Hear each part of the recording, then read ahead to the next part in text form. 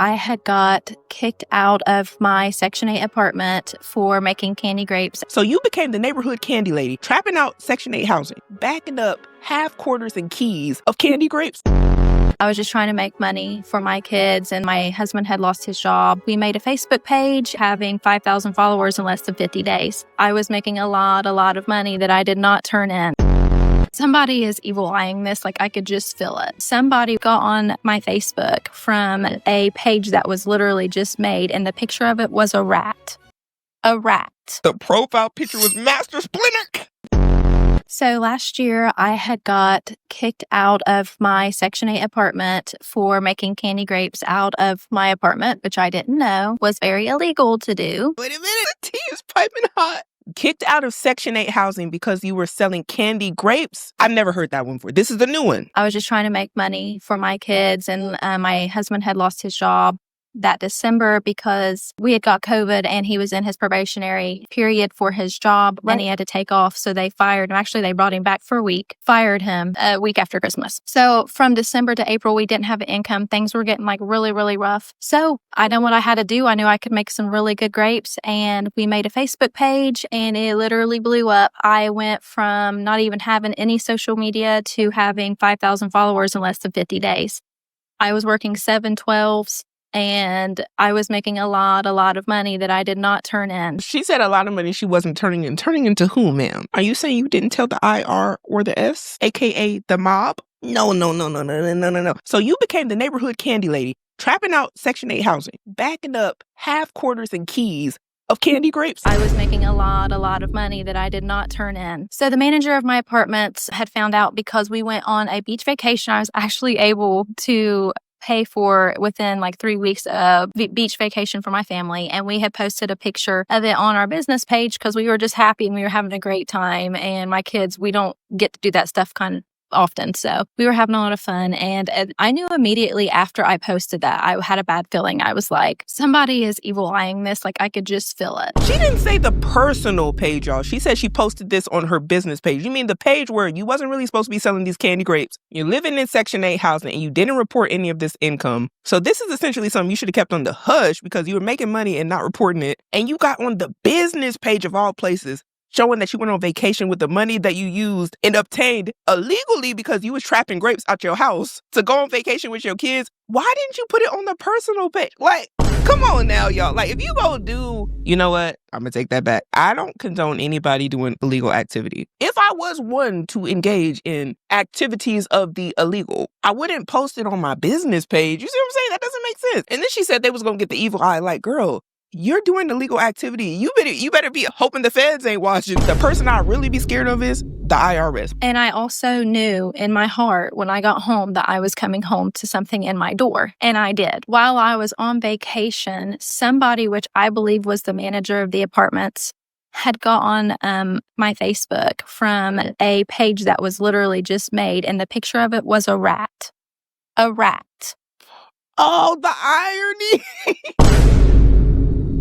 So you mean to tell me the profile picture was Master Splinter? That is hilarious. Well, so many hidden messages in that one. And they commented all my business on there. They knew so much about me and my apartment complex and my business and everything. It was someone that was very close to me but didn't really know me yet, but was very mad that I was doing business in these apartments, which I did not know that I could not do.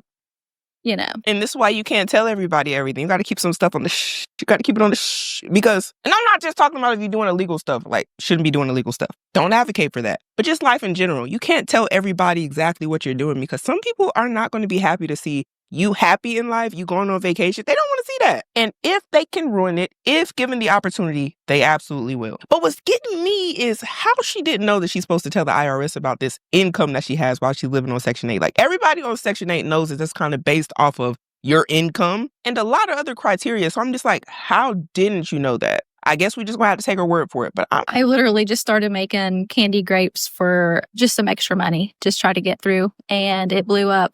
So like I said, I knew in my heart something was going to be in my door when I got home. Surely that night of June, I got home from the beach, I had a note in my door. Look, and I feel like she knew there was going to be a note at her door because she turned her Section 8 housing into a trap house while selling candy grapes. I don't know. Because if I didn't think I was doing anything wrong, why would I be like, something's going to get left on my door. And when I come back from vacation, something's going to be there for me. Why would I think that, you know? And it was a note from my manager saying that she had been informed by multiple people that I had started a business a couple weeks ago, been making a bunch of money, had a big following on Facebook, went on family vacation. They had wrongly dated. The letter was dated for June 17th. I didn't even go on vacation till June 18th. I got back on the 25th and the letter was in my door and they were talking about my vacation and everything in it. So, and I didn't even post the family picture until June 23rd. They had the letter dated for June 17th, and I didn't even post the family picture of the beach till June 23rd. To make a really long story short, the letter said that I needed to meet with the manager.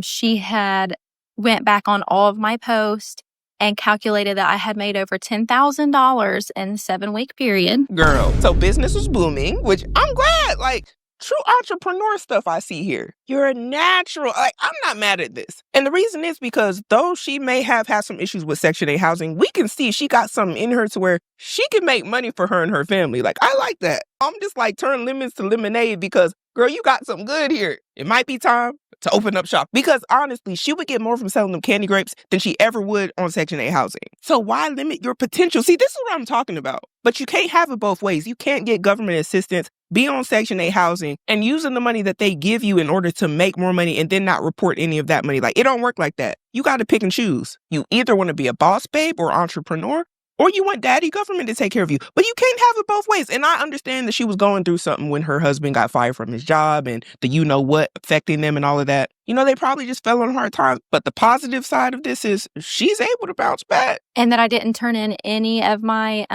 income, which is true. I didn't. But I never hid anything. I was very open about this the entire time. I literally had people all day, every day pulling up to my apartment, and her office was right across from my apartment. She keeps her windows open. She was literally best friends with my neighbor. She knew what was going on. She might have even been making more than the leasing agent. See, you started making more than everybody around you, doing better than everybody around you, and they said, oh no, we got to bring you down a notch. Like, that's what happens to people. Honestly. And I know a lot of y'all can relate to this. How many times in life have you been around a bunch of people and the minute that y'all are all struggling, y'all are all in the same predicament, nobody really cares. But the minute that you start doing a little bit better than them, or, don't let you do way better than everybody else, all of a sudden they want smoke with you. They telling you to be humble. They're turning their nose up at you. They're telling you, oh, you think you better than us? All that, right? They want to bring you down back where you was at, bring you down a notch, because who are you to start doing better than everybody else around? Even though she did this illegally, and I don't condone any of that, if she would have did it legally, I think she would have got the same results. I just know the nature of people. So I went in for the meeting. She gave me 2 options. I could move out scotch-free, just drop it all, or I could try to fight it and to stay my lease out, which was due in August anyways. But either way, she was not going to let me renew my lease. She wanted me out of there. Mind you, I had only lived there barely a year and a half. Dang. And also when I was in there, she told me that fraud investigators got a hold of her from the food stamp office, and now they were also investigating me due to some complaints as well. Oh no, because she's using food stamps in order to make this money. Oh, this is just a whole nother rabbit hole. So she was on Section 8 and food stamps. Whoo!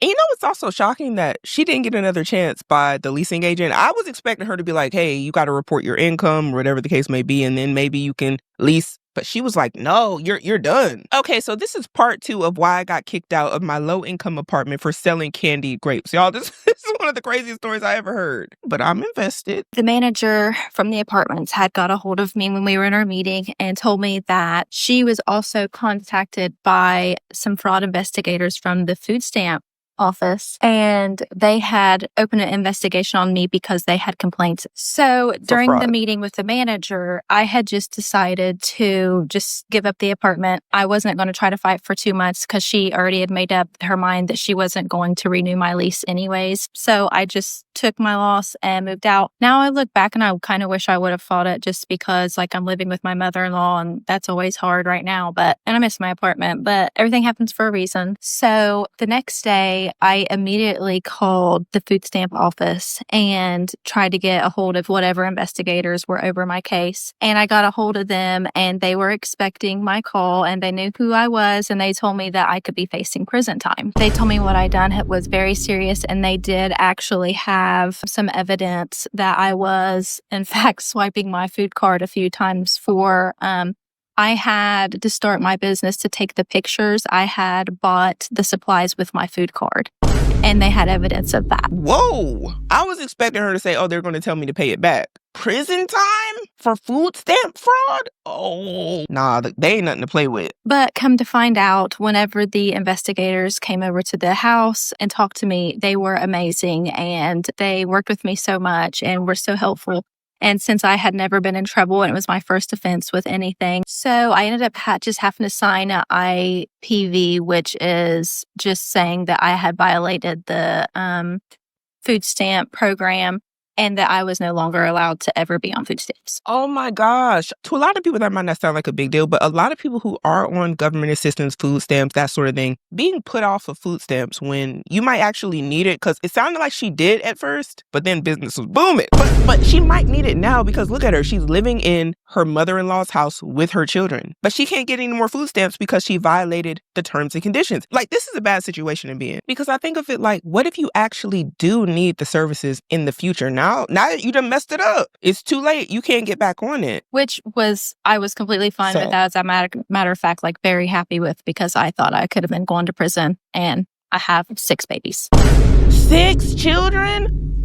Okay, first off, this lady don't look like she got 6. I wasn't expecting her to say that. 6 children is wild. I'm sorry, y'all. I'm sorry. 6 children in this 2025 economy? Now I understand why she may have needed the food stamps. What? And then can we rewind back to the vacation thing? The first thing a lot of people do as soon as they get some money is go on vacation. And what's crazy is doing that with the illegal money with the ops watching you is nuts. Like, it's nuts. They was ready to tell on you. But I'm glad, like she is, that she didn't end up going to prison for this, because she has 6 children. 6! Not 6 cats. Not 6 dogs.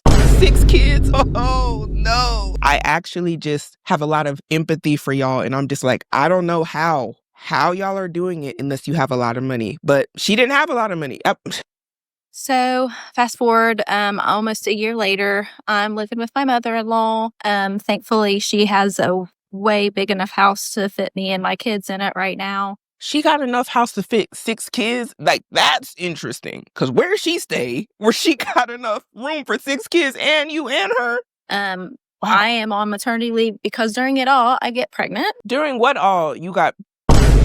Is she pregnant with the 7th kid? Did she say? What? Let me go back. I am on maternity leave because during it all, I get pregnant. So I say 6 and a possible? 6 and a possible? Oh, please let it be a high-paying job. But good news is, since then, I was able to get a commercial kitchen. Just a few months after getting kicked out of the apartment, I was able to really jumpstart my business.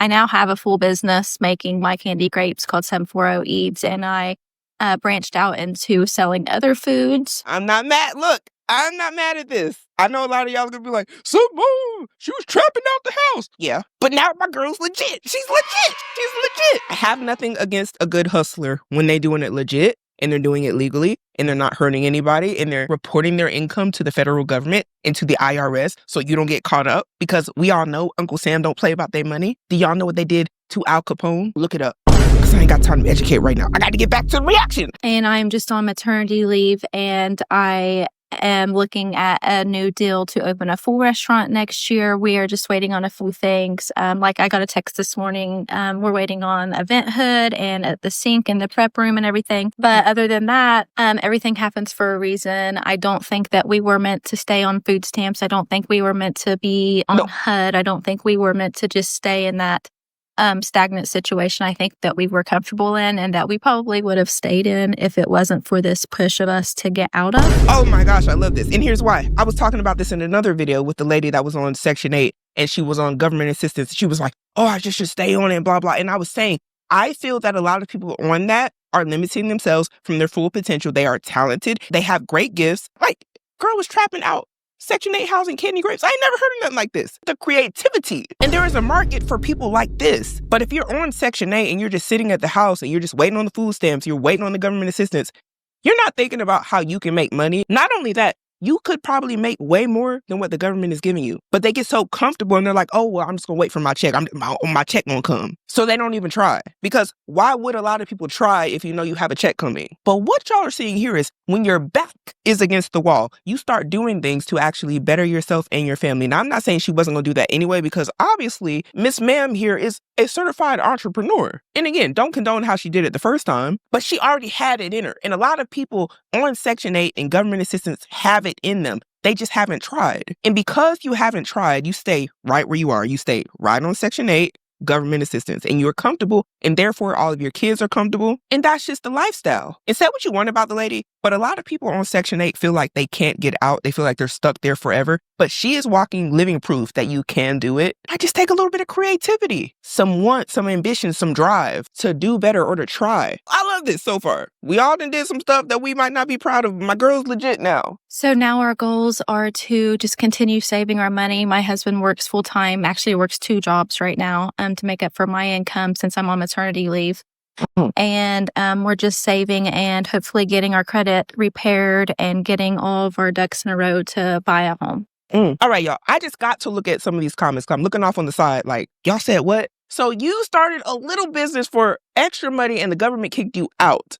America has a problem. Are y'all lost? It's illegal. You can't do something illegal and then be like, oh, y'all held me accountable for doing illegal stuff? Yeah, they held her accountable because in that program, you're not supposed to do that. They're giving you money and taking care of you. They don't expect you to be out here turning Section 8 into the trap house and you selling candy grapes. What part of that is hard to understand? If you want to be an entrepreneur, you got to get out the mud like everybody else. That's not on Section 8. What? Are y'all okay? You can't double dip. You can't be on Section 8 trying to be a boss babe over there doing hair out the kitchen. Y'all know what I'm talking about. Selling plates out your trunk. Now, you can feel however you want to feel, but if you go against that, you are breaking the law. You can go to jail.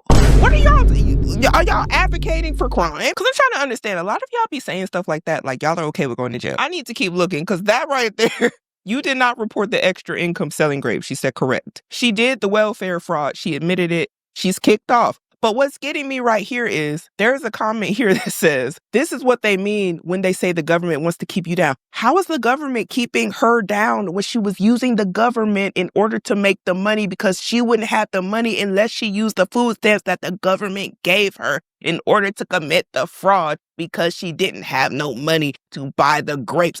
What are y'all talking about? And then somebody underneath said, that's the problem having 6 babies and needing to be on food stamps means you can't provide for your kids.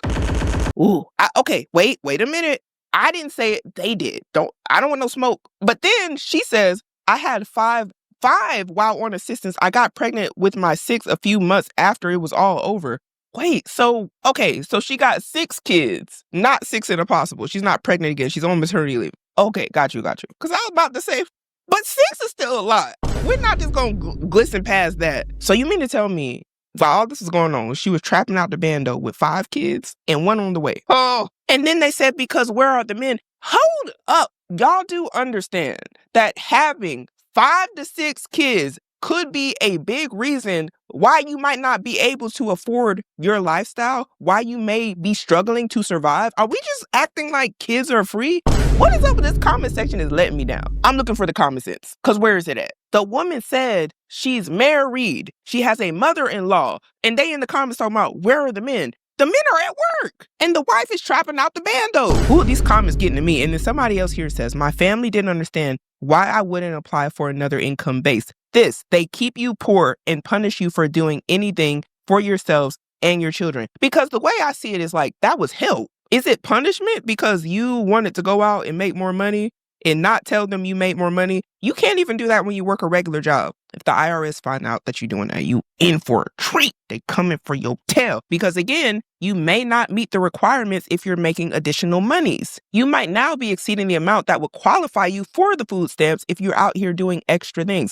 And don't get me wrong, I have nothing against people trying to do better and trying to get off of food stamps, but there is a way to go about it without committing fraud. And if she were to go to jail for food stamp fraud and government assistance fraud, none of y'all in these comments just saying, oh, why won't the government just let her do it? Y'all wouldn't be there to save her or her kids. Her kids would go into child protective services. And all of a sudden, wouldn't nobody know nothing. But nonetheless, I'm glad that she's elevating her life and that she actually got a business now. Now nobody can't. My girl's legit. Ooh. Now here's another video she has up where somebody commented, who the F gives a S if a family goes on vacation? Low-income families can't go on vacation? F that company. I hope you guys are in a better place now. And this is her response. Yes, this comment right here is everything, because you wouldn't think people would care, but people care. Why wouldn't you think people care? Again, y'all are all around each other, living on Section 8 housing, and they see you selling candy grapes, having a booming business. Everybody's coming to your house. You got all this traffic. You're making money. They know that you're on government assistance. They're probably on government assistance. And you go take a vacation and show off the fact that you're on vacation with said money that you got trapping out the bando. Why wouldn't they care? See, we want to think like everybody should mind their business, and you might feel like that. Cool. But I think it's wise to be self-aware. Do you think everybody around you that you were selling these grapes to was your friends? Do you think they all wanted to see you succeed, going on vacations with your family, with the money that, and they're going to be like, we gave her that money. How dare she? How dare she try to do better than us, try to elevate? And as good as you want to think people are on this earth, there are a lot of people who would love to see you as miserable as them. That's why they snitched on you. They were plotting on you the minute you left. They've been ready to tell on you. They were just waiting on the opportunity, and you gave them the golden ticket. I don't know what else to say. And don't get me wrong, none of us know everything. But one thing I think is wise to understand is jealousy and envy. And the enemy, to be honest, that's who was around you. Jealous, envious people, and your enemies. In my meeting with the manager from the apartment, she told me that very specifically my Facebook post, which was just pictures of me and my kids on the beach, is what set people off. In her words, people said that they thought I was bragging. See, didn't I tell y'all? Didn't I say it? They were upset because you was being flashy, and they can't go on vacation. They're stuck. And I have nothing against those people. I'm just making a point. And the same people you were selling to follow you on your Facebook, and you put your personal life on there for them to be upset about. And they feel like your success is because they bought your grapes. People said that they thought I was bragging that we went to the beach. So I do feel like if I never made that post, it would have never been a thing. I think that I probably would be still sitting in my apartment today, but yeah, I don't regret it. I don't regret it at all. We had an amazing time at the beach. And like you said, all them people. And do you know what else this video also shows? This shows the side of somebody being knocked down, even though she was breaking the law, yes. But my girl went legit. And when she went legit, now her life is going to elevate. Yes, she's living with her mother-in-law right now. But if her business continues to do well as she was saying it is, those same people are going to sit back and watch her elevate. And they're going to know that, hey, this all started because we tried to turn her in because, yeah, she was out there trapping out the bando. But can you imagine the disgust, the pure angst they would feel seeing her just continue to blow up and her business continue to take off? And she don't need Section 8. She don't need government assistance and all that. I think she can do it. I'm rooting for her, to be honest. I am. She really turned a negative into a positive, and I'm for it. She didn't play the victim. She took accountability, and she's moving on with her life, which is what you have to do when stuff like this happens. You can't just sit like, what you gonna do?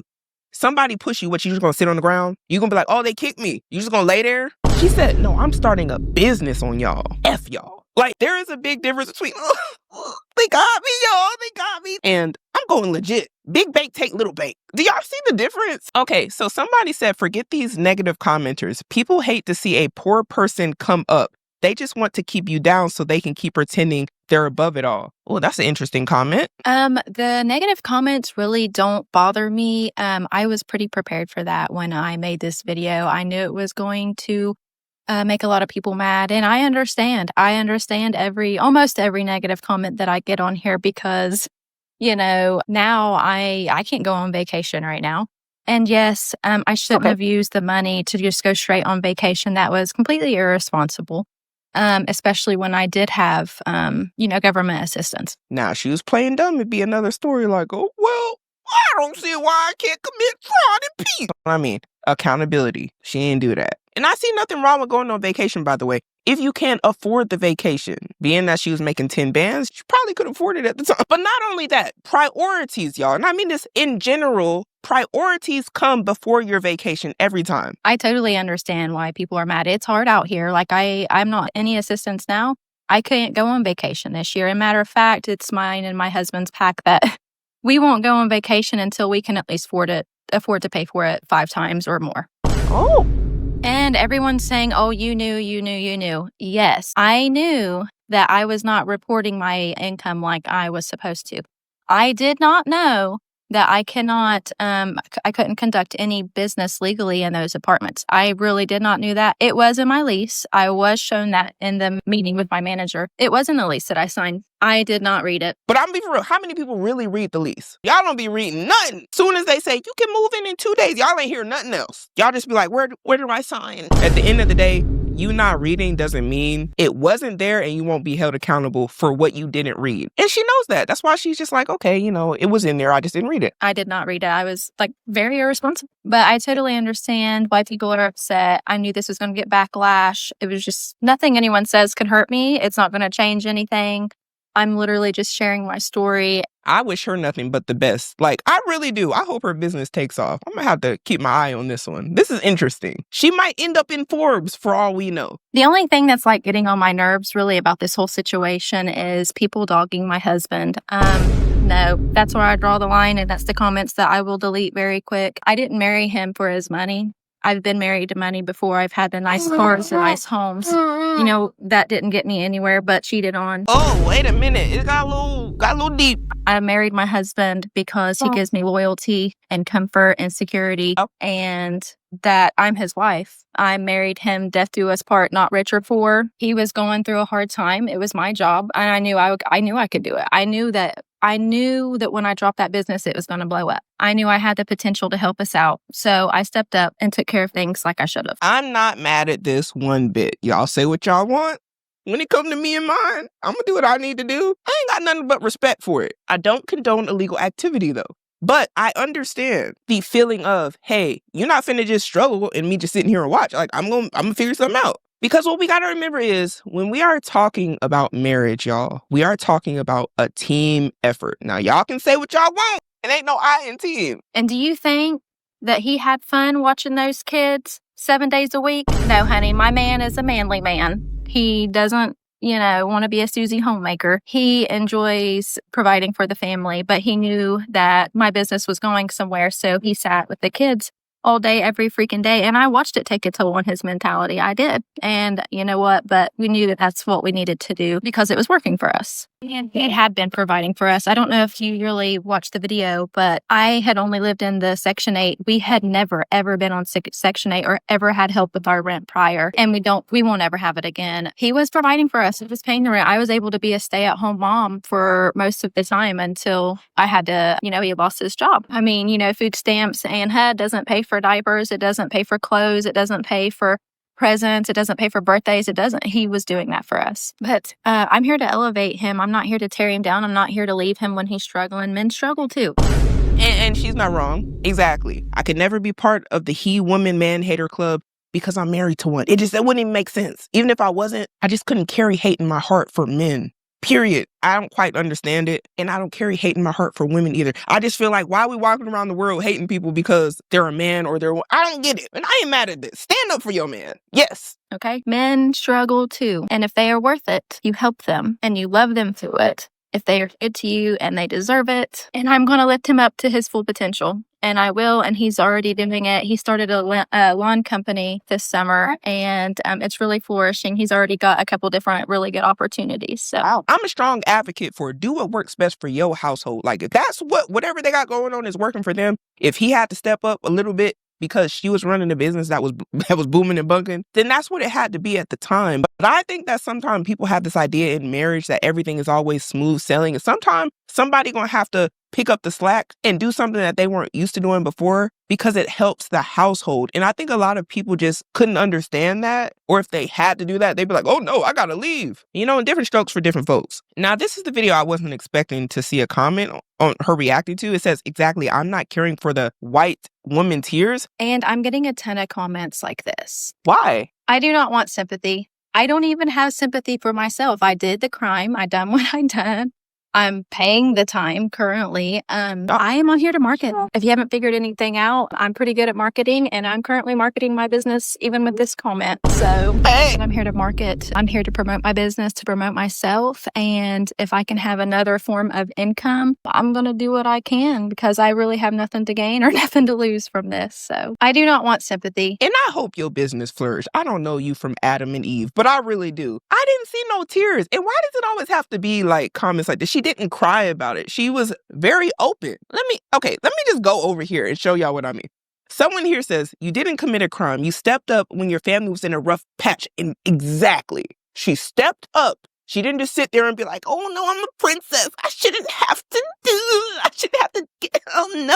work out. No, she didn't do that. She was like, all right, I'm gonna figure something out. Then they said the setback was really a hidden blessing. Yep, that sparked your business. Trust, what feels lost now will come back to you many times over. And I couldn't agree more. I just had to read that one because I agree with everything they said right there. Whatever's for you will be for you. The reason why I don't really regret taking the vacation is because it really wouldn't have made a difference if I would have saved the $8,000 or if I would have spent it.